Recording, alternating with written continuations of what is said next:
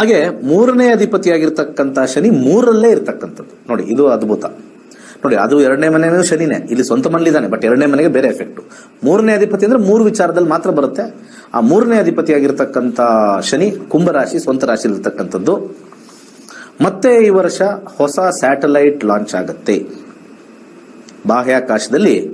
ಭಾರತ ಮತ್ತೊಂದು ಸ್ಯಾಟಲೈಟ್, ಅದು ಸೂರ್ಯನ್ಗೆ ಹೋಗುತ್ತೋ ಶುಕ್ರನ್ಗೆ ಹೋಗುತ್ತೋ ಅಥವಾ ಗುರುಗ್ರಹಕ್ಕೆ ಹೋಗುತ್ತೋ, ಅತ್ಯಂತ ಫಲಕಾರಿಯಾಗಿರ್ತಕ್ಕಂಥ ಒಂದು ಸ್ಯಾಟಲೈಟ್ ಖಂಡಿತ ಸಕ್ಸಸ್ಫುಲ್ ಆಗಿ ಲಾಂಚ್ ಆಗುತ್ತೆ.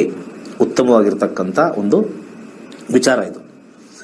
ಹಾಗೆ ಈ ಸಂಪರ್ಕ ಕಮ್ಯುನಿಕೇಶನ್ ಅಂತ ನಾವು ಏನ್ ಹೇಳ್ತೀವಿ, ಈಗ ಸದ್ಯಕ್ಕೆ ಕಮ್ಯುನಿಕೇಶನ್ ಅಂತಂದ್ರೆ ನಾವು ಫೇಸ್ಬುಕ್, ವಾಟ್ಸ್ಆ್ಯಪ್, ಇನ್ಸ್ಟಾಗ್ರಾಮು ಮತ್ತೆ ನಮ್ಮ ಇರ್ತಕ್ಕಂಥ phone connection all time high ಆಗುತ್ತೆ.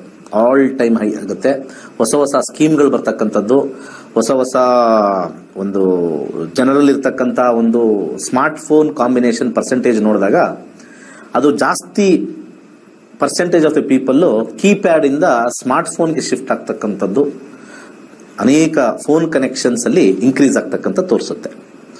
ಹಾಗೆ ಮೂರನೇ ಅಧಿಪತಿಯಾಗಿರ್ತಕ್ಕಂಥವನು ಕುಂಭದಲ್ಲೇ ಇರೋದ್ರಿಂದ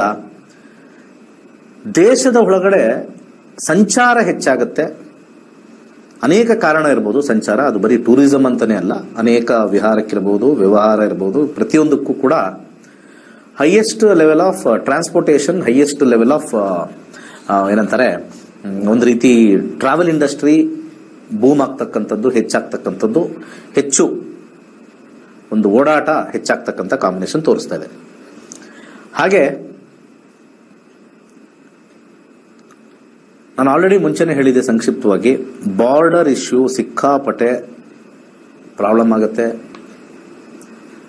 ಸದ್ಯಕ್ಕೆ ಕೆಲವು ಸ್ವಲ್ಪ ಫಾಸ್ಟ್ ಆಗಿ ವರ್ಕೌಟ್ ಮಾಡಿ ಬಂದೆ. ಅದು ಪಾಕಿಸ್ತಾನ್ ಬಾರ್ಡ್ರು, ಚೈನಾ ಬಾರ್ಡ್ರು, ಆ ಕಡೆ ಆಫ್ಘಾನಿಸ್ತಾನ್ ಬಾರ್ಡ್ರು, ಈ ಕಡೆ ನಮ್ಮ ಇರ್ತಕ್ಕಂಥ ದ್ವೀಪಗಳು ಅಥವಾ ಶ್ರೀಲಂಕಾ ಬಾರ್ಡರ್ ಹತ್ರ ಇರ್ತಕ್ಕಂಥದ್ದು ಯಾವುದೋ ಒಂದು ಬಹಳ ಹೆಚ್ಚಾಗಿ ಆರ್ಮ್ಡ್ ಫೋರ್ಸಸ್ ಹೋಗಿ ನಿಂತು ಕಾಪಾಡಿ ಅದಕ್ಕೊಂದು ಮೆರುಗು ತೋರಿಸ್ತಕ್ಕಂಥ ಒಂದು ವಿಚಾರ ಖಂಡಿತ ತೋರಿಸ್ತಾ ಇದೆ. ಬಾರ್ಡರ್ ಇಶ್ಯೂ ಡೆಫಿನೆಟ್ಲಿ ಹೆಚ್ಚಾಗಿದೆ.